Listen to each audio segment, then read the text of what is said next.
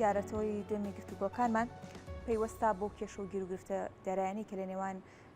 هەرێم و بەغدادا بوونیان هەیە کامشکاریگەری لەسەر چارەنووسی موچەی فەرمانبەران و هەروەها تەواوی ژیانی هاوڵاتیان لە هەرێمی کوردستاندا دروست کردووە. دەپرسین بە شێوەیەکی یاسایی ئەم کێشانەی کە ئێستا لە نێوان هەرێم و بەغدادا دروست بووە یاسایی یاخود لە ڕووی یاساییەوە زیاتر کێشەکە هەرێمی کوردستانە یاخود بەغدادە هۆکارە بۆ ناردنی شایستەداراییەکانی هەرێمی کوردستان. لە کاتێکدا بەغداد هەرێم تۆمەتبار دەکات و پێچوانەشەوە هەرێم باس لەو دەکات کە بەغداد پابند نابێت بە ناردنی شایستەداراییەکان بۆ هەرێمی کوردستان و ناوچەکانی دیکەی عێراق. ئەمە تا چەندە بە جۆرێک لە جۆرەکان لە ڕووی یاساییەوە کامیان لەسەر با بڵێن کامیان تۆمەتبارن وە کامیان پابند نەبوون بەو بەڵێن و مەرجانەی کە لە یاسای بودجێدا بوونیان هەبووە. تایبەت بەم بابەتە زۆر بەڕێز موهەنەد فەیسەڵ ماستەر لە بواری یاسادانانی دارایی و ئابووری ڕاستەوخۆ لە ڕێگەی سکایپەوە لاکرێەوە لەگەڵمان میوانە. کاکموانە سپاس بۆ ئامادەبوونی بەڕێستان. سەرەتای پرسیارەکەم دەمەوێت لەوە دەست پێ بکەم لەم دوایانەدا هاتوونەهاتی موچە و هاوکات کە ناردنی شایستەداراییەکانی هەرێمی کوردستان بە پێی پێویست نیە بە پێ ڕێکەوتنێک کە لە یاسای بودجێدا هەبووە. ئەمە عێراق پابند نییە یاخود هەرێمی کوردستان پابند نییە بە دیاریکراوی هۆکارەکە بۆچی دەگەڕێتەوە؟ بەیانێتان باش و بەیانی هەموو بینەر کورسات نیوز باشە میرەبان طبعا سەبارەت بابەت ئەفکێشن دوایین ناوبەینە هەرێما کوردستان و حکوومەتا فیدرالی عێراقدا ئەم هەموو ئاگادارین یعنی پشتی 2003 و هەرێما کوردستان پشێوازێکی بەهێز و پێکێکا بەهێز وەگەریا بەغدادا و هەرێما کوردستان و هێزن هەرێما کوردستان تایبەتی یەکەتی نیشتیمانی و پارتی دیموکراتی کە هێزی سەرەکی ئەم هەرێمە بوون بە شێوازێکی یعنی بەهێز گەڕانەوە بەغدا و توانیان کە پێگێکی بەهێز دروست بکەن لە بەغدا وەلەو کاتەدا لە 2003 تا 2000 تقریبا 13ەوە هەرێم لەو کاتەدا یعنی پێدەڵێن دەستی باڵای هەبووە لە بەغدادا بۆ داڕشتی سیاسەتەکان بۆ داڕشتی سیاسەتی دەرەوە و سیاسەتی ناوخۆی سیاسەتی ئابووریەوە. ئەگەر جەنابتان ئاگادار بن کە لەو کاتەدا هەرێم پشکی تقریبا خەملێن ڕابوو بە 70% لە بودجێ عێراقدا و ساڵانە ئەم بەشی بودجەیە بۆ هەرێمی کوردستان دەهات و بۆ ئەگەری ئەمە کە لە 2005ەوە تا 2013ەوە هەرێم گەشتە سەردنێکی بەرچاو لە بواری ئابووری و لە بواری بیناسازی و لە بواری یعنی دروستکردنی ژێرخانی ئابووری بە هێزی ئەم هەرێمە بەخۆی ببینیتن. ئەمە بوو لە ساڵی 2013ەوە هەرێم بریاری دا پرۆژەی کە سەربەخۆی ئابووری کەفتە بواری جێبەجێکردنێدا و لەوێ دەبێدا بەغدا بشکا هەرێمێ بڕی بەڵام لەبەر ئەوەی کە حزبەکانی هەرێمی کوردستان لایەنەکانی سیاسی هەرێمی کوردستان حکوومەتی هەرێمی کوردستان لەلایەن وەزیرێکی کە خاوەنی ئەم پرۆژەیە بۆ هەر خەڵەتان بوو بەوەی کە بێمەنەت بن لە هاتنی پشکی بەغدا و سەربەخۆی ئابووری ڕابگەینن و نەف بفرشن بەبێ بەغدا و چەندین کۆمپانیای زەبەلاخیان ئینا کوردستان و بە شێوازێکی نەچاوەڕوانکراو یعنی گرێبەستیان لە گەرگرێدا کە پشکی ئەم کۆمپانیە بە شێوازێکە کە لە هیچ وڵاتێکدا نییە و بەڵێنیاندا بە حکوومەتی هەرێم کە ئەمە دەبێتە ئەگەری گەشتە سەردنێکی زۆر بەرچاو لە هەرێمی کوردستان و ئابوورێکی بە خەونیشمان نەدید بتن لە هەرێم دێتە دی. بەڵام ئەمە دەرچوو لە دوای تێپەڕبوونی تقریبا 4 ساڵ لە 2015 هەرێم قەیرانی لە ئابووری لە هەرێم سەردا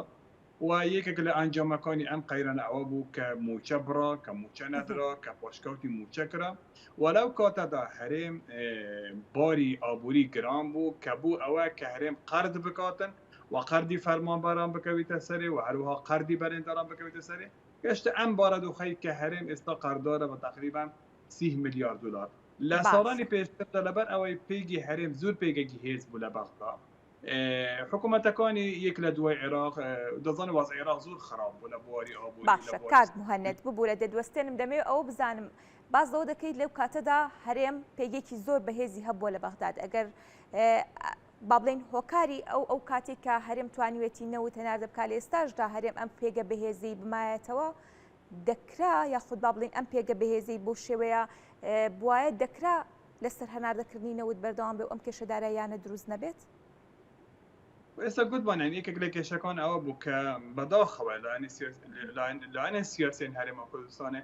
حکومت هرم کردستان هات هر خلطاندن برکام بوچونک وزیر که وزیر باش سامان سروشتی بو اگر هنده که بمند من هاتنو نهاتنا بوجه بغدادا او یک بو اگر یکی که متمانت نافدار او متمانت تندو بهیز او هبوت نابرا لاین سیاسین هرم اتقال لاین سیاسین عراق روش بروش به دست بدن بو اگر هنده که حکومت عراقی یک لدوی یک هرچند لدوی اوش هر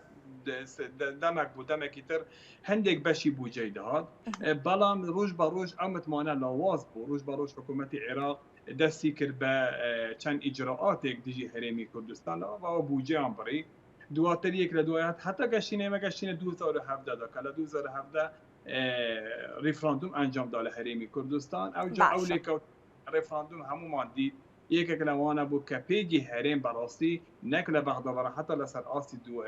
نیو دەوڵەتی ئەو پێگەیە هێزی لە دەستدا و ئەو پێگە هێزەی کە هەرێم هەبوو لە بەغدا ڕۆژ بە ڕۆژ لاواز بوو بەداخەوە کە گەشتینە ئەمە ئەم ئێکێک لە هۆکارەکان بوو هۆکار یعنی هۆکارێکەمەوە بوو سەربخۆی ئابووری هۆکاری دووەم ئەنجامدانی ریفراندوم و هۆکاری سێم ئەوەی لە هەموو خراپتر و ئەوەی کە بەداخە بوو ئەگەری هێندێک کە هەرێم ئەو هێزێک کە ماش بوو ئەو پێگەی بەهێزێک کە ماش بوو لە بەغدا لە دەست بدەتن ئەو ناکوکیانەی ناوخۆی کە لە هەرێمی کوردستان ڕوودا لە نێوان لایەنەکانی سیاسی هەرێمی کوردستان ئەم ناکوکە ناخوانە بۆ ئەگەری هەندێکە بەڕاستی بەداخەوە ئەوەی کە هەشمان بوو لەوێ لە دەستماندا ئەوە کرا کە حکوومەتی عێراق ڕۆژ بە ڕۆژ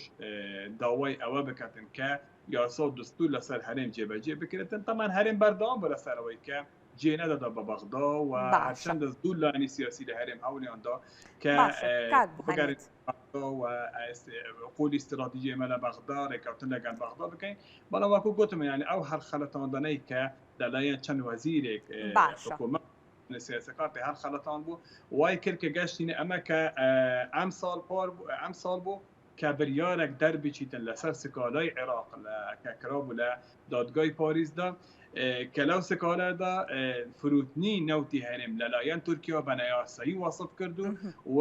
بۆ ئەگەری ئەوە کە نەفتی هەرێم بە تەواوەتی ڕابگیرێتن و نەفروشێت و بۆ ئەگەری ئەمە کە ئەم بریاری دادگا کە پێگی عێراق بەهێزتر بکاتن لە پێگی هەرێم و وای بکاتن کە ئێستا عێراق خۆی بێ منەت کردووە باشە کات بە دوای هەرێم بێتن یا ڕێککەوتن لەگەر حتا ڕێککەوتنیش بکاتن دەبینی کە پێشەوان دابنەوە و جێبەجێ ناکەن کەواتە سەرباری ئەم بارودۆخانی کە ئێستا لە هەرێمی کوردستان لە بەغدادەیە و پێدا تێپەر دەبیت بە بڵین پاساوی عێراق بۆ نەناردنی تاوی شایستەدارایەکانی هەرێم دەکرێت بڵێ پاساوێکی دەستوریە ئێمە دەزانی هەر وڵاتێک لە دنیادا کە پلانی ئابووری دادانێژیتن کە سیاسەتی دارایی دادانێتن ئەمە هەمووی کو دەکرێتەوە لە چێ لە یاسەیەکدا پێدانین یاسای بودجە لە هەر وڵاتێکدا لە دنیادا ئەگەر بیانەوێتن ئابووری خۆی گەشەسەندنی پێ بکەین ئەگەر بیانەوێتن بزانن پلانی ئابووریان و پلانی دارایانی ئەم ساڵەیان چی بێتن ئەمە چی دەکەن یاسای بودجە دەردەکەن عێراقیش لە 2003ەوە تا ئەمڕۆ تقریبا ئەگەر ساڵێک نەبێتن بەردەوام یاسای بودجەی دەرکردووە و کە تێدا پشکی هەرێم دیار کردووە کە پێشتر 17% بوو ئێستا بوویتە 12% بەهۆی ئەو وەگەرانەی کە گوتمان ئێستا یاسای بودجەمان هەیە ئەمن پێشتریشم گوتیە لە چەند جاردا کە ڕێککەوتنی سیاسی لە عێراق هیچ کاریگەری خۆی نابێتن چونکە ئەگەر چوو بواری یاسادا ئەگەر چوو پەرلەماندا لە ئەنجومەنی نوێنەرانی عێراق دەهان لایەنی سیاسی هەیە دەهان بوچوونی جێواز هەیە کەسانێک هەنە احتیمال حەزیان هە لە هەرێم نەبێتن ئەوجا لەوێ ئەوانە زختیان دەکەن کە بە پێی یاسا هەرێم لە قالب بدرێتن ئێستا لە یاسای بودجەدا کە بوو 3 ساڵیش دانراوە کە ئەم ساڵە ساڵی 2023 و 24 و 25 چوونەتی هەرسوک لەگەڵ هەرێمی کوردستان چوونەتی ینی معاملەکردن لەگەڵ هەرێمی کوردستان بە یاسای بودجە تهدید کراوە ئەو یاسای بودجەکەرێک بین تەماشای بکەین ئەفۆ لە چەند بڕکێکدا لە چەند مادێکدا تایبەتە بە هەرێمی کوردستان کە پێشتر مادەی 12 و 13 و 14 بوو ئێستا کرایە مادەی 12 و 13 هەمووی کو کراوە تقریبا لەو مادانەدا ئێمە بێ تەماشای ئەم مادانەکەن ئایا ئەو مادانە باسی چی دەکەن چیان لە هەرێم دەوێت استا طبعا عندماني كلش لانجمني نوينن امبون اونش دنكيان لسردوا بهر شيء وكل شيء وزان كان بتن بلا ما كو قوتم يعني او ناكو كيانه سياسي كلا هرم هبون رنگ دانوي خويان دا ولا سر حتى ياسای بوجه ولا سر پشکی هرم دا لما دای زازا چی دلتن دلیل دبی هرم پاکتاوی بکد پاکتاوی دارایی بکد ل 2004 و تا 2022 اما راستی پروژه کی زور زحمته و زور زحمتش انجام دادرید و بم پی مایه به سال کیش توانا بدن تقریبا نزدیک 15 سال پاکتاوی بکید امیک دو دلتن دبی هرم پابند بتن به هناردنی 400,000 برمیل بو بندری جهانی ترکیه و اما كنفتي هرمه ولوي سمو دفروشيدن وظلت اكر هاتو هرم نيتواني دبي امبشكا هموي رادسي حكومتي اتحادي بكتن كو حكومتي عراقي بكتن كو وزارتي نوتي عراقي بكتن كوانا بكار بينن بو كاروباري الناخويدا هر وا اگلا او كان بركا كان دلتن هرم دبي سرجم دهاتن نوتي كان بپی یاسای برابردنی دولتا رادسي حكومتي عراقي بكاتن هر وهات و که اگر بتونه هریم پابت نبتن تا حکومت کار مهند با هم برکانی سرما استای ما اول دکن برای دکن آیا که هریم اگر یان حکومت عراق اگر من پی مایا حکومت عراق است تکز دکد لسروی که دبی همو برکانی یاسای بجیب و جێبەجێ مهند کەواتە لەم بڕگە و مادانەدا بە دیاریکراوی کام بڕگە و مادەیە جێبەجێ نەکراوە وا کێشەی لە بینی هەرێم و بەغداد دروست کردووە. ئێستا حکوومەتی عێراق دوێنێ بەیانێک دەرێخست حکوومەتی هەرێم پێندێک ئەو وەفدەی کە دەچوو بەغدا ینی بە کنگرەی کە ڕۆژنامەیان گرێدا و بەداخەوە ئەو هادیارمە لەو کنگرێدا کە زۆر بەلاواز بوون کە هیچ حول و قووەتیان نەما بەدەستی بەغدا و هیچ شتێک جێبەجێ ناکرێتن ئەوانە دەڵێن ئێمە لەسەر ئەستوی خۆمان هەموو شتێکمان جێبەجێ کردێ بەڵام حکوومەتی عێراق جێبەجێ ناکاتن دوێنێ حکوومەتی عێراق بەیاننامەیەکی دەرخست و گوتیان ئێمە تعامل لەگەڵ هەرێم دەکەین نەک بە پێ ڕێکەوتن نامەکانی سیاسی بەڵکو بە پێی یاسای بوجە من پێم وایە ئەم یاسای بوجە ئەگەر جێبەجێ بکرێتن بەڕاستی ینی دەتوانین بڵێن بە وەکوو خۆی برگە بە برگە ئەمە زۆر بە زۆر قورسە جێبەجێ بکرێت لەبەرەوە دەبینی کە حکوومەتی عێراق ئێستا چ کرد پەنای باوای برد کە قەرد بە هەرێم بدات لە جیاتی ئەوە پشکی هەرێم بنێریتن بەڵکو قەرد بە هەرێم بداتن کە تقریبا ملیارێک و 500 ملیار 1500 ملیار دینار بۆ هەرێم دەنێریتن لە ماوەی 3 مانگدا چونکە بەخۆش دەزانن کە ئەم جێبەجێکردنی ئەم هەموو بڕکانەی کە لە یاسای بوجاتێنە لە هەرێم زۆر زەحمەتە یکم شد من گفتم یعنی پاکتاوی دبی پاکتاوی دارایی بکنی تقریبا نزدیک 15 سال اما زور استمه لام سالا دا بگیرتن باشه دوام 4000 کنی 400,000 برمیل که اونا تکز دکن که به جماره دبی 400,000 برمیل هرم را دستی بغداد بکاتن به پی وتکانی وزی سامان سروشتکانی هرم کردستان داره دائما حتی 85,000 برمیل وان به حکومت عراق بده و تا تقریبا نزدیک 300,000 برمیل ما که بيبدا اوي ماوي او كجيباجي كني او بركه كلا بوجه دهاتيا هر وها دالتن ك دبي سرجم دهاتا ناخويكاني امش ايك كلا نقطه ناكوكيكانا لنوان هرمو حكومتي فيدرالي دا كدبي سرجم او انا تكز كلا سراوي كدبي سرجم دهاتا ناناتيكاني هرمي كردستان رادستی آن کو بکرین جماره کی بانکی دا کسر به حکومت نامندی عراق اینجا وانا لاخر اول کوتای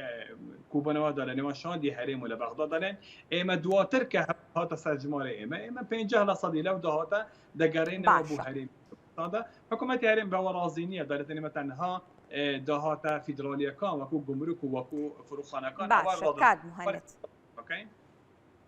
کارموانێت ئەگەر بێت و هەولێر و بەغداد بێداگیری لەسەر ویستەکانیان بکەن و ڕێنەکەون لەم بارودۆخەدا چارەنووسی شایستەدارەکان بەکوێ دەکات پێویستە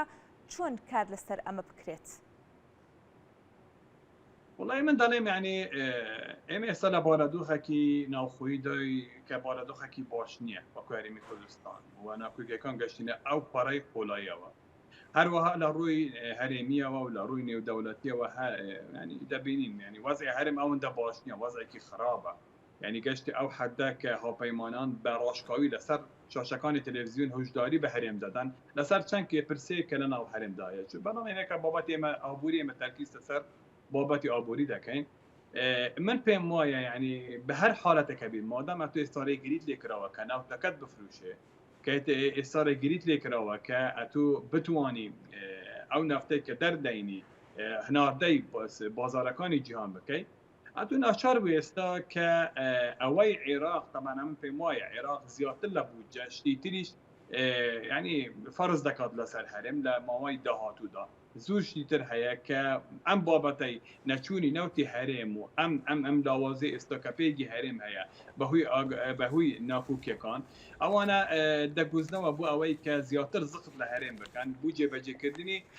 چەند خاڵەکانی تر کە احتیمال هەر لە بوجەدا نەبیتن ئەوەی ئێستا باش دەدات بە ئەگەری ئەم ناکوکیەکان بە هەگەری نەبوونی ینی ڕێکەوتن ئەچە دەگوتمە ڕێکەوتنی سیاسە هەدەوێت ئێستا جێبەجێ بکرێتن وەکو خۆی و جێبەجێکردنی ئەسا زۆر قرس ئەوەی باش دەداتن بەڕاستی هاوڵاتیانی هەرێمی کوردستانە بە تایبەتی چینی فەرمانبەران کە وەکو جەنابتان ئاگادارە کە ئەمە دوو مانگە ڕەنگە مانگی سێیان بچین موچیان وان نەگرتووە ئەمە بەڕاستی کاریگەرێکی زۆر خراپ دەبێتن لەسەر بارەدۆخی هەرێمی کوردستانی ئابووری بارەدۆخی کۆمەڵایەتی لەسەر ینی بارەدۆخی هاوڵاتی ئابووریدا چونکە ئێستا هەرێمی کوردستان تقریبا نزیکە 1 میلیۆن فەرمانبەری هەیە ینی ئەم 1 میلیۆن فەرمانبەرە هەمویان موچە وەردەگرن ئەمانە هەمویان يعني تقريبا بازاری هەرێمی کوردستان يعني اعتمادیان لەسەر ئەم موچەخۆرانەیە بۆ بەڕێوەبردننی ئیش و کاری خۆیان نەبوونی ئەم موچە بۆ ماوەی 3 مانگێک یان 2 مانگە تا 3 مانگێک بەڕاستی ینی بە خراپی دەگەرێتە بەسەر ئابووری هەرێمی کوردستان بەسەر ژیانی خەڵک بە تایبەتی چینی فەرمانبەران کە ئەگەر ئەوها بەردەوام بێتن ینی چاوەڕەواندا کرێتن ینی کاردانەوەی زۆر خراپ هەبێتن لە ناخۆیی و هەروەها لە بواری ئابووریدا لە هەرێمی کوردستان. بەڵێ زۆر سپاس بۆ بەڕێستان سپاس بۆ موهەنێت فەیسەڵ ماستەر لە بواری یاسادانانی ئابووری و دارایی دووبارە سپاس بۆ بەڕێستان.